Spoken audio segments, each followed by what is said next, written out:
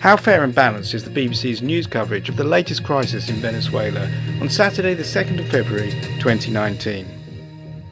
Note that this looks like quite a well-resourced news organisation, one which you would have thought would have been able to provide its own footage of two demonstrations on that day, one in support of the president, Nicolas Maduro, and one in support of Juan Guaido, who has recently declared that he is in fact the legitimate interim president of Venezuela. Of course, if everyone started doing that around the world, who knows what would happen. He would be out, and they would be in.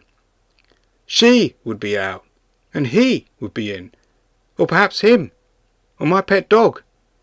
Guaido, though, has an excuse. President Maduro... He's been facing international pressure to step down following allegations of electoral fraud. Now, I've heard this a lot in the media recently, but as yet I haven't seen any evidence of fraud or any evidence that independent electoral observers to the last presidential election thought they were fraudulent.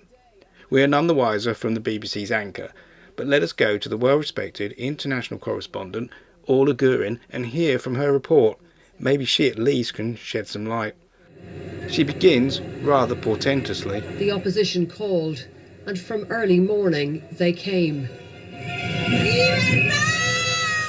That word, freedom, was on many lips in Caracas today. Pretty quickly, we are left in no doubt which side represents democracy and freedom. And we met plenty who believe Venezuela's opposition leader, Juan Guaido, will be the one to deliver it. Now we hear from one of the protesters. We are very proud of him because he is taking us through the right route to have liberty, democracy, and what we have yearned for so many years. 20 years, more or less, yearning for this moment. Notice what she says there at the end. 20 years, more or less, yearning for this moment. So that means that the opposition do not regard any of the numerous presidential elections, elections for National Assembly, referenda and so forth as legitimate, even though they have been judged by international observers to be so time and again. I won't mention that the opposition tried a coup against the then elected president of Venezuela in 2003. Okay, I did just mention that, but I'm here to provide the balance that the BBC are not offering. Well, there's a sense here of celebration. The mood is very relaxed, but the intent is serious. To send a message to President Nicolas Maduro that time is up. Here's Orla in the crowd, part of the crowd. The visual grammar here subtly places her and us, the viewer, with the protesters, having established, beyond doubt, that they are the Democrats. Here's smiley Juan Guaido. Already being called Venezuela's Obama. Guaido as Obama. Nice bit of PR there for the opposition. Now, if this was fair, balanced reporting, you might be waiting for Orla to hop in a taxi and go and visit the other demonstration. Maybe the BBC could stretch to 2 cameras, getting footage and interviewing someone from the other side. But no. Instead, we see pictures from Venezuela State TV. Oh, he doesn't look like that nice President Obama.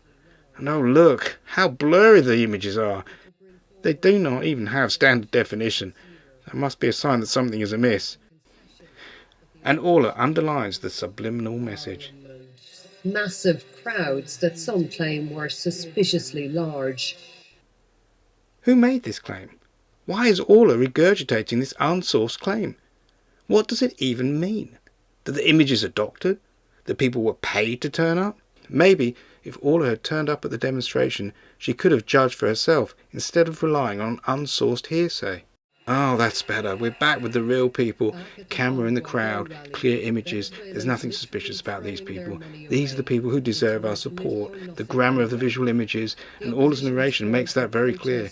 I'm convinced. Why doesn't that Nicolas Maduro step down and let those freedom-loving people and that nice Mr. Trump get control of the oil?